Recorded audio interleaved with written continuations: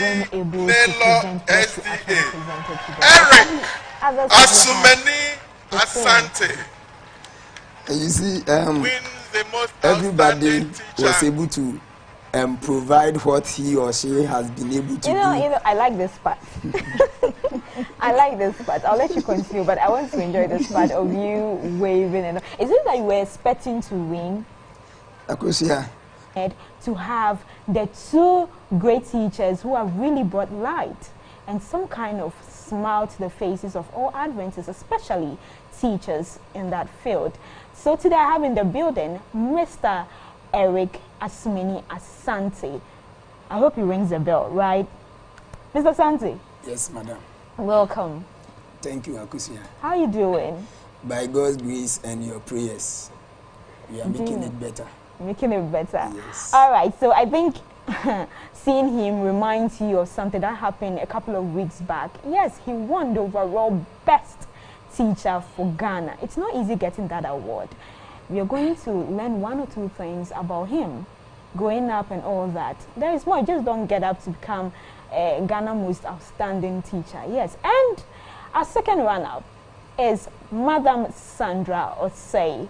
Madam, how are you doing? By God's grace, I'm fine. And you? I'm also doing well. Thank God. Yes, I can't stop smiling because being in the midst of good people is like, it's fun. I'm tapping into their blessing of wisdom. So join us with your questions if there's anything you want to ask about them in terms of their life, in terms of teaching. Probably you want to be a teacher as well, or you want your child to be a teacher as well. What are some of the things you want to learn from them? You can send it through our WhatsApp line 0559 680066, 0559 680066, and watch us live on Facebook or YouTube, Hope TV Ghana. In case you're not home to watch your TV, tell a friend to tell another friend that today we are having two wonderful people in the building. All right, so we'll go straight. I'll start with you. But before I go, see, as long as I have a female on the set, you've been hitting me that I don't have a female.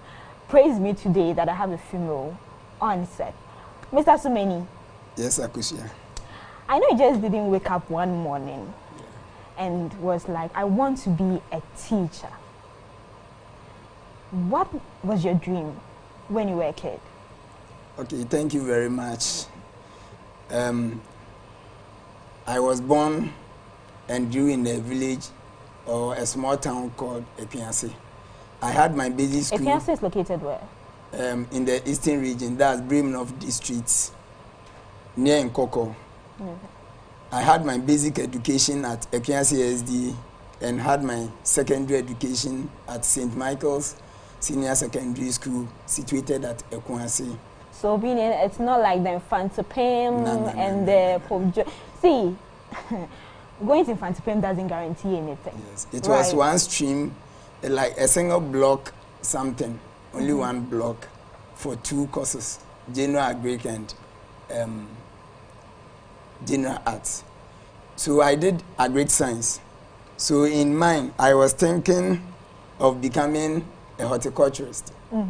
Yes. But after secondary school... Or probably having your own farm, growing stuff. Something like that. So after secondary school, I migrated to Tema because of hardship, single parenting. You were married then? Or no. Your parents? My parent, yeah. Is it like your mom or your dad? My mom took care of us. So I migrated to Tema to do one or two so that I can support myself schooling. So when I migrated to Tema, I started this photography and video work. So I had a small shop or studio where I was doing this instant passport and other things. We will come to you coming to Accra. How many siblings do you have? We are 6 in number. 6 in number? Yes, please. And then your mom took care of you. When did your daddy die? At what age? He is alive, but they separated, yes. Okay. So single parenting, we are all with our mom. How was it like for you? I know broken homes comes with its own issues. It wasn't easy because... Are you the second or the third? I'm the second. All the burden is on our mother. And we being the elderly children, we had to support. So that was when we were made to sell fish before school and after school. You are selling fish? Yes. When I was at the secondary school, after school, I was in a day school. I do go and sell fish every day after school. And at times too, you go to someone's farm early in the morning, carry cassava to the market so that we can get the broken one for food and get some money for other things. So life wasn't easy. But having a prayerful mother, Madam Mary Akoto, who Shout had out done, to her. yes, Mommy, thank you very much, who could wake up over 2-3 hours on her knees, praying for her children, mentioning our name one by one, mentioning our problem. By God's grace, though it was difficult, but we were able to make it little by little. So as I said in Tema, I was an active member of the Committee 6 SDA Youth. Were you born into the Adventist home? Yes. So both my parents mom was are born. Adventists? No, my mom is an Adventist. My dad is not an Adventist. So I was very active in the youth ministry. I do assign certain task presentation and other things, and I was the district dramager from 2002. I had trained a lot of people. So one day I made a presentation. Then the then youth leader, that's Madam Janet Boateng, she called me. She's late now. Eric, I see some innate in you. You have the potentials to become a good teacher. So in 2002, she encouraged me that I should buy training college form so that I can have my professional training as a teacher. And I was thinking, your children, some are outside country, some are at the university, Valley View. I should enter into teaching. That was what I said in my mind. Did you feel hurt? Yes, because I was also struggling to go to the university. Why? How were you seeing teaching? Or is it because people belittle teaching, like it's not initially, a profession? the interest wasn't there, the flair was not there. So if you enter into something that you don't have interest in, you will not be able to excel. So when she said it, I did not adhere to her advice. 2003, when forms were released, she called me again and persuaded. I didn't listen. 2004, she did same persistently. And 2005, finally, I gave in to the advice. All right. Yes. So I'll let you pause there. You gave in to the advice. You tell us why you actually gave in to the advice. Let's move. So many. Yes, Akushia. We'll move on with you. All right. Even before you continue with you agreeing to buy the forms, coming to Accra, is it that you had a relative here in Accra? Yes. That you came to live with? Yes, my grandfather was here. He's late now.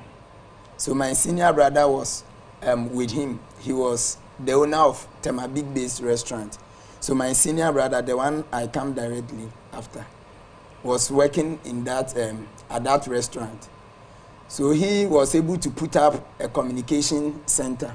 So just after secondary school, he asked us to come to Tema. So I was with my senior brother. But it wasn't easy. We were sleeping in the same kiosk in which we operate the communication center. It was our home for about 5 years before I left for the training college. So whilst I was doing the photo work, and I was persuaded and adhered to the advice, I bought the form. What really pushed you to buy the forms? Initially, or is it because of just the pressure, or yes, something it's was the also pressure. pushing you? And I wanted her to stop worrying me. That was their mind. So I bought the form, and I told her I have bought the form.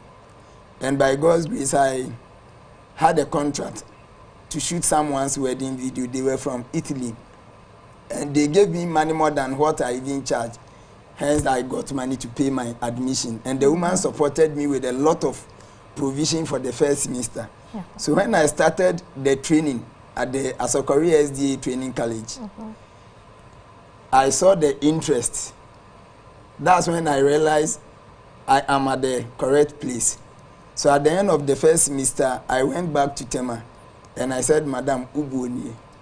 Now the interest is there, and I've seen that I'm at the right place. And by God's grace, I was doing well at school. But unfortunately, a semester to graduate, then she passed on. And I believe if Madam Janet Boateng is alive, she will be the most happiest person in life. I know. For advising someone, and today such a person has become the most outstanding teacher. Especially someone who wasn't even having an interest yes. going to teach. So for my talent or my profession, it was unearthed by Mrs. Janet Boateng Delete. Oh, may her soul rest in perfect peace.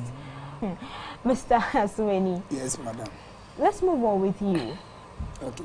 So moving into the teaching field, I know you went to Valley View University. Yes. How did you finance yourself through school?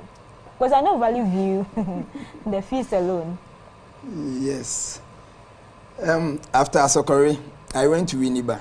That's 2009 to do my first degree in educational science. So personally, I teach ICT and support the science teacher with some of the Form 1 classes. And being a teacher, I'm being paid. And having the zeal that I want to further my education, even if I receive PESWA, I should be able to manage and save for education. Because I know during those times, the money's coming for teachers wasn't really a good one. Yes. I may not say it's not a good one because that's what we have agreed to take. Because before you enter into any business, you go into agreement. This is the condition of service. So far as we have agreed to work, we see it as what we have agreed to take. But being a teacher who have mastery over the subject, in fact, there are other schools that I manage their Form 3s. Currently, I have 4 international schools. I manage their Form 3s, and they are doing well by God's grace. So that's why you're getting some extra. Yes, and by God's grace too, I'm a publisher. I have published 10 textbooks for the past 10 years, and across the country, my publication is well known. Within Accra, Kumasi, Takoradi, a lot of schools are using my publication. So it wouldn't be a burden to finance yourself through Valley View. Yes. Yeah. Oh, that is. I'm very excited about the fact that you publish your own books. What encouraged you to write those books? Okay. When I was at the training college, I met one of the tutors, Eric Sachi, who was teaching the computing course. And he was in our hometown. So I had the relationship with him before going to the college.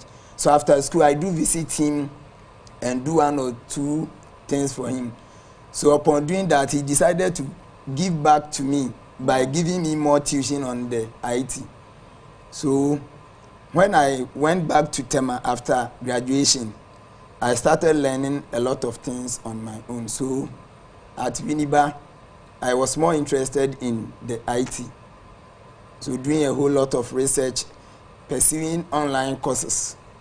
And I realized some of the publications in the system, the content.